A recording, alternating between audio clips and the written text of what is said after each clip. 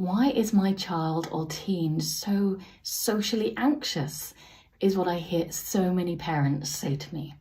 And there are a number of reasons why social confidence in young people is really lacking. And I thought it would be helpful for you to sort of understand a bit more. So if you've got a child or a teenager, or perhaps you struggle with social confidence, this might be helpful for you. So our social landscape has massively changed over the years. And I'm not going to just point the finger at social media and online communities, but it is a contributing factor.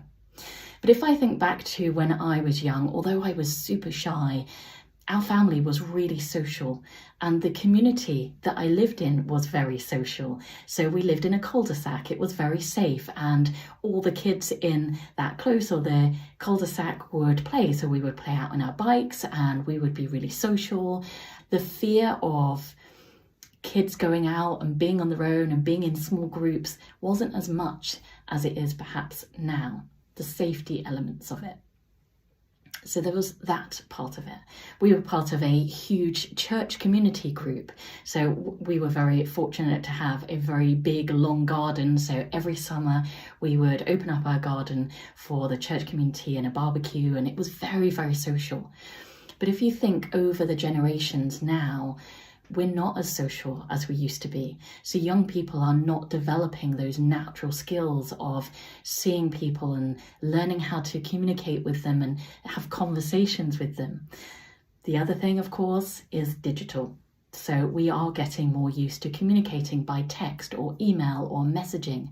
I do it too. I've noticed over the years how little I write and perhaps speak to certain people at some times. I would favour email or text or messenger. It's just our natural evolution of communication. But the difficulty then, of course, is that young people are not being exposed to those social situations earlier in life.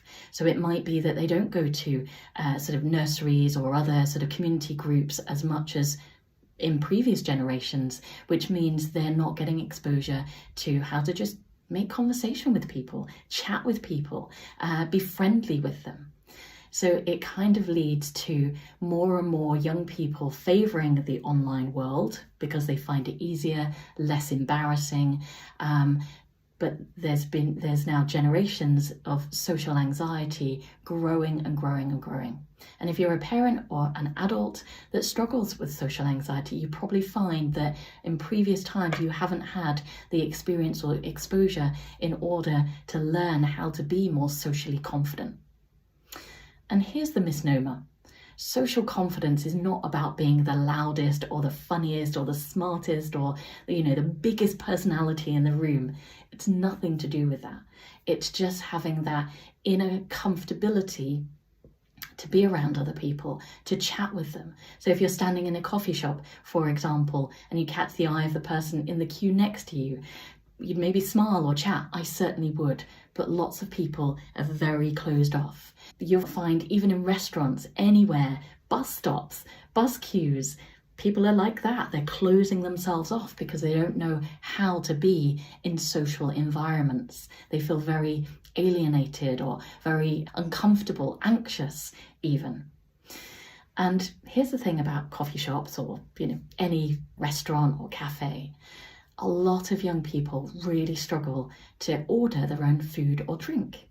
They will favour relying on a more confident friend or perhaps a younger sibling that they can rely on to do that. You might be the same. And so with social confidence, what we want to do is learn how to integrate into different environments and situations where we can start feeling more comfortable. So pick a situation that you feel a little bit uncomfortable in a social situation, or perhaps your child or teenager if you have one, and go and practice. So first of all, preparation. So if it is going in to order own food and drink, then choose what you're going to have before you get in the queue. Take some deep breaths. Now, it does help just to settle the nerves a little bit. Look forward, so change your physiology to be stronger, which makes you breathe deeper, but also to allow you to look forward so you start feeling brighter and a little bit more comfortable. and then confidently say what it is that you want to order, and then come away from it.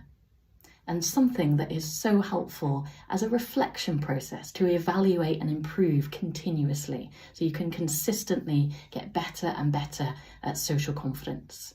3 helpful questions. What went well in that situation?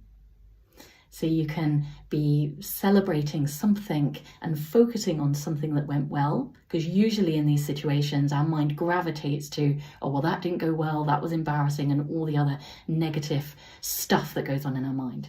So what went well? What can I improve on? That means that for next time you can make those adjustments. And what am I proud of? What went well? What can I improve on? What am I proud of?